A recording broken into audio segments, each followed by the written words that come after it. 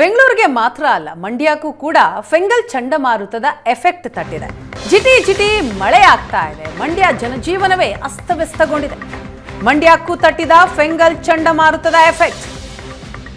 ಜಿಟಿ ಜಿಟಿ ಮಳೆಗೆ ಮಂಡ್ಯ ಜನಜೀವನ ಸಂಪೂರ್ಣ ಅಸ್ತವ್ಯಸ್ತಗೊಂಡಿದೆ. ಮುನ್ನೆಚ್ಚರಿಕಾ ಕ್ರಮವಾಗಿ ಶಾಲೆಗಳಿಗೆ ರಜೆ ಘೋಷಿಸಲಾಗಿದೆ.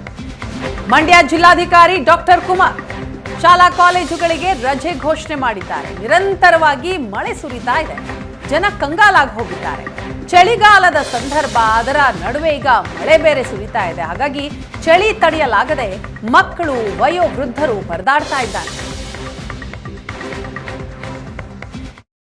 ಬಂಗಾಳ ಕೊಲ್ಲಿಯಲ್ಲಿ ವಾಯುಭಾರ ಕುಸಿತದಿಂದಾಗಿ ಉಂಟಾದಂತಹ ಫೆಂಗಲ್ ಚಂಡಮಾರುತ ಕೇವಲ ತಮಿಳುನಾಡಿಗಷ್ಟೇ ಸೀಮಿತವಾಗಿಲ್ಲ, ಅದರ ಎಫೆಕ್ಟ್ ದಕ್ಷಿಣ ಕರ್ನಾಟಕದ ಮೇಲೂ ಕೂಡ ಇರ್ತಕ್ಕಂಥದ್ದು. ಅದೇ ರೀತಿಯಾಗಿ ಮಂಡ್ಯದಲ್ಲೂ ಕೂಡ ಕಳೆದ 2 ದಿನಗಳಿಂದ ಕಂಪ್ಲೀಟ್ ವಾತಾವರಣ ಚೇಂಜ್ ಆಗಿದೆ. ನಿನ್ನೆ ರಾತ್ರಿಯಿಂದಲೂ ಕೂಡ ಜಿಟಿ ಮಳೆ ಆಗ್ತಾ ಇರೋದ್ರಿಂದ ಜನಜೀವನ ಸಂಪೂರ್ಣವಾಗಿ ಅಸ್ತವ್ಯಸ್ತಗೊಂಡಿರ್ತಕ್ಕಂಥದ್ದು ನೀವು ದೃಶ್ಯಗಳಲ್ಲೂ ಕೂಡ ಕಾಣಬಹುದು. ಮಂಡ್ಯ ನಗರದ ಸಂಜೆ ವೃತ್ತದ ಬಸ್ ಸ್ಟ್ಯಾಂಡ್ನ ದೃಶ್ಯಾವಳಿಗಳನ್ನು ನಿಮಗೆ ತೋರಿಸ್ತಾ ಇದ್ದೀನಿ. ನಿನ್ನೆ ರಾತ್ರಿಯಿಂದಲೂ ಕೂಡ ಮಂಡ್ಯದಲ್ಲಿ ಹಲವೆಡೆ ಜಿಟಿ ಮಳೆ ನಿರಂತರವಾಗಿ ಆಗ್ತಾ ಇದೆ. ಇದರಿಂದಾಗಿ ಮಂಡ್ಯದ ವಾತಾವರಣ ಸಂಪೂರ್ಣವಾಗಿ ಬದಲಾಗಿರ್ತಕ್ಕಂಥದ್ದು. ಬೆಳಗಿನಲ್ಲೂ ಕೂಡ ಸೂರ್ಯನ ಕಿರಣಗಳು ಬಿದ್ದಿಲ್ಲ. ಒಂದು ರೀತಿ ಕಂಪ್ಲೀಟ್ ಆಗಿ ಕ್ಲೈಮೇಟ್ ಚೇಂಜ್ ಆಗಿದೆ.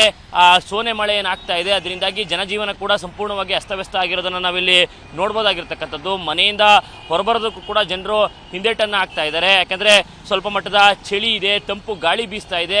ಅದರ ಜೊತೆಗೆ ಮಳೆಯೂ ಕೂಡ ಆಗ್ತಾ ಇರೋದ್ರಿಂದ ಮನೆಯಿಂದ ಹೊರಬರೋಕ್ಕೂ ಕೂಡ ಜನರು ಮನಸ್ಸು ಮಾಡ್ತಾ ಇಲ್ಲ. ಅಂದರೆ ಆ ಕಾರಣಕ್ಕಾಗಿ ರಸ್ತೆ ಮೇಲೆಲ್ಲ ಕೇವಲ ತ್ರಿಚಕ್ರ ವಾಹನಗಳು, ಕಾರು, ಆಟೋ, ಬಸ್ಗಳು ಈ ರೀತಿಯಾಗಿ ನಾವು ಹೆಚ್ಚಾಗಿ ಕಾಣ್ಬೋದು. ಬೈಕ್ ಸವಾರರನ್ನ ಅಲ್ಲಿ ಇಲ್ಲಿ ಒಂದೊಂದನ್ನು ನಾವಿಲ್ಲಿ ಕಾಣ್ಬೋದಾಗಿರ್ತಕ್ಕಂಥದ್ದು.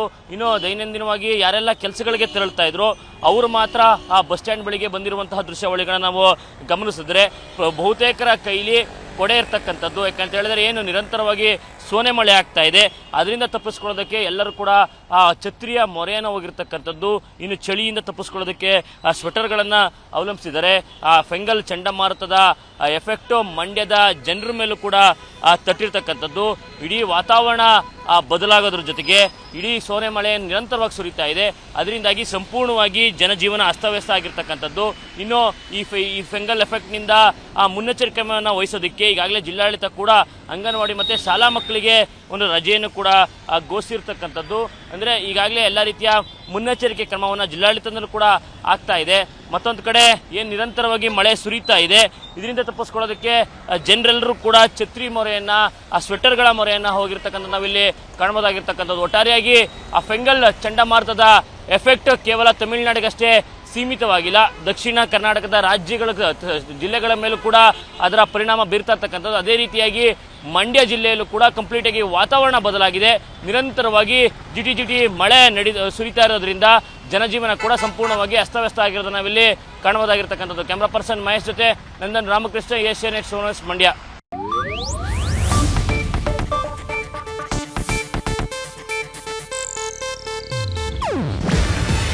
ಇದು ಏಷ್ಯಾನೆಟ್ ನ್ಯೂಸ್ ನೆಟ್ವರ್ಕ್ ಪ್ರಸ್ತುತಿ. ನೀವು ನೋಡ್ತಿದ್ದೀರಾ ಏಷ್ಯಾನೆಟ್ ಸುವರ್ಣ ನ್ಯೂಸ್.